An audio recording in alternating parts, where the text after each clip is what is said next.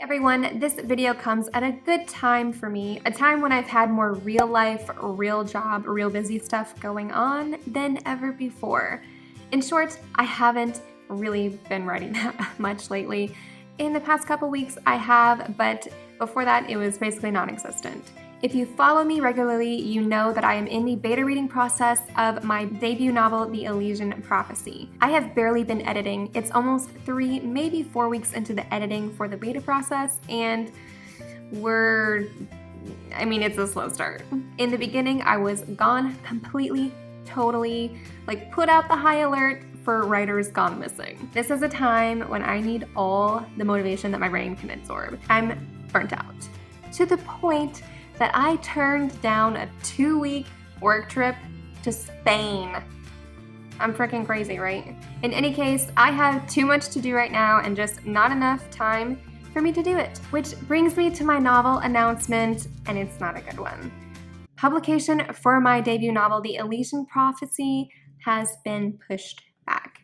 I fell short on my writing and my editing goals and thus had to push back my professional editing dates. I'm currently slated to have a completely finished manuscript by the end of January, which means I won't even be publishing my novel in 2016, which was my ultimate goal. I don't even want to talk about how long I anguished over that fact. I started writing this novel in the July 2015 Camp NaNoWriMo, and I thought a publication date by the end of 2016 would have been doable. It would have been, except the rest of my life was growing as my writing was also growing. Sure, I skipped writing because I was sick or I just felt down. Sure, I've had to push myself through these edits because first person to third person, just shoot me now. But I have nothing to complain about. I'm closer than I was last year to publishing my novel, and that's all that matters. I have made progress. It's been slow and agonizing and nerve-wracking, but I'm moving forward. So what happens when you don't meet your writing goal? You keep going. You keep writing. Don't let a self-imposed stressor keep you from finishing your novel. Yes, I'm down. Yes, I'm stressed about meeting my first editing deadline in 26 days. I have a life just like you do. Everyone that's watching this has some kind of responsibility outside of writing, something that invariably pulls you away from writing. My dream, and all of yours, I'm sure, is to be a published and successful author one day. One day. That day is not today. I'm not a full-time writer right now, and many of you aren't either. We have jobs and errands and kids, and we have to go to school, and we're writers on top of all of that. While I treat writing like my job, sometimes I just can't squeeze it in. And when I realized I wasn't going to meet my publishing date, it took me a little over a month to realize it's not the end of the world. I'm not meeting my publishing deadline, and I'll live. My story will live. So I'm making a new personal goal for myself. I won't be sorry for not meeting my goals. I'm going to be proud that I made progress. I know, a goal concerning goals. I'm getting a little carried away right now.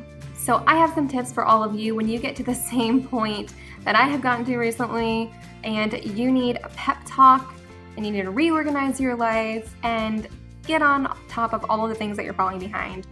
I have some tips for all of you to do just that. Tip number 1, balancing work, life, and writing. Many of you have asked the question, how do you balance your work life and your writing? I've shared some of my tips on the topic, but really, let's cut the crap. You balance your work life and your writing by catching up on everything. I'm behind on a ton of things in my daily life, hence the balance is off.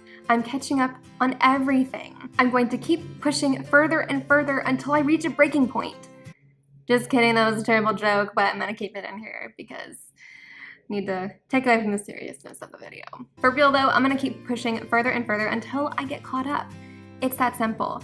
Catch up on your daily life and then focus on the balancing part. For me, this meant a break from writing. It's not always desirable, but sometimes it is necessary. Number 2, utilize your lists.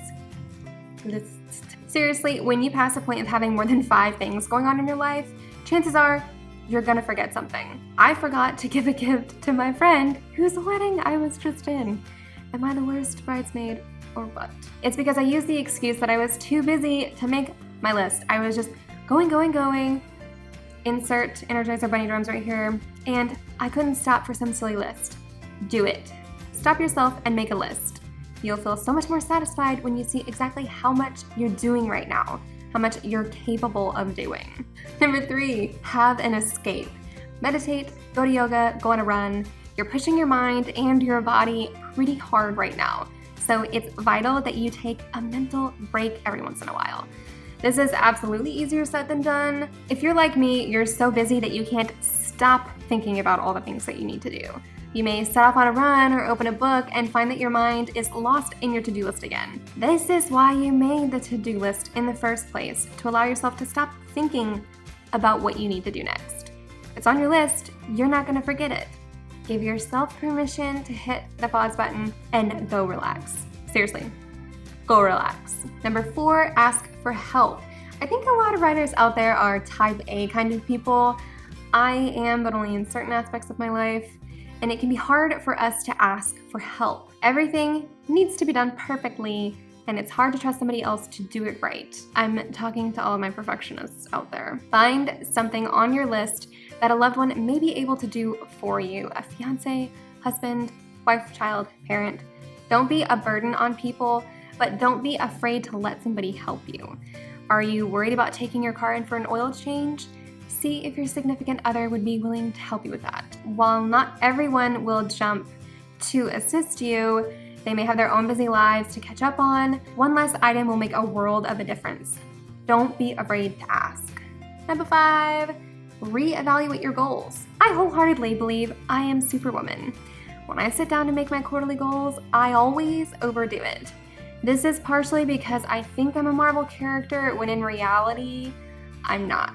And partially because it's impossible to project how busy I'm gonna be. I've been quite unrealistic in my expectations of late, and that's probably only going to get worse. The holidays are coming, and we've got traveling and busy weekends, and I have yet to unpack my house, and there are also other repairs on the house that we want to do, like painting the mustard yellow exterior and finishing the ceilings, all of which we plan to do ourselves. I'm going to go easy on my goals next quarter, because I can see a trend. I'm not able to do it all. I would really love to, but right now, I've got more life goals than writing goals. It won't always be this way, so I'm allowing myself this one. See if you're pushing yourself too far on your goals and apply that knowledge to your next set of goals.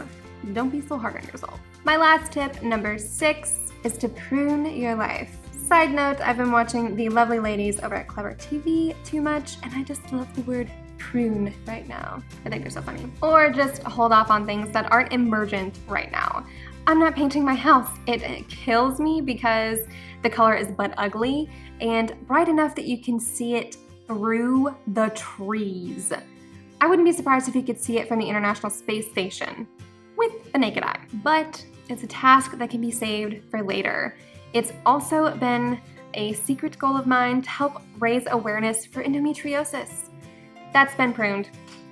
I want to do it, it's important, but it's falling to the wayside right now because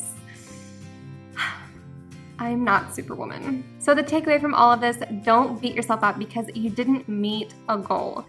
I'm having to fight that twisted gut feeling right now because I still can't believe I didn't meet my publication goal, but I'm allowed to not meet my writing goals. Why? Because I'm the one that set them. I'm the boss.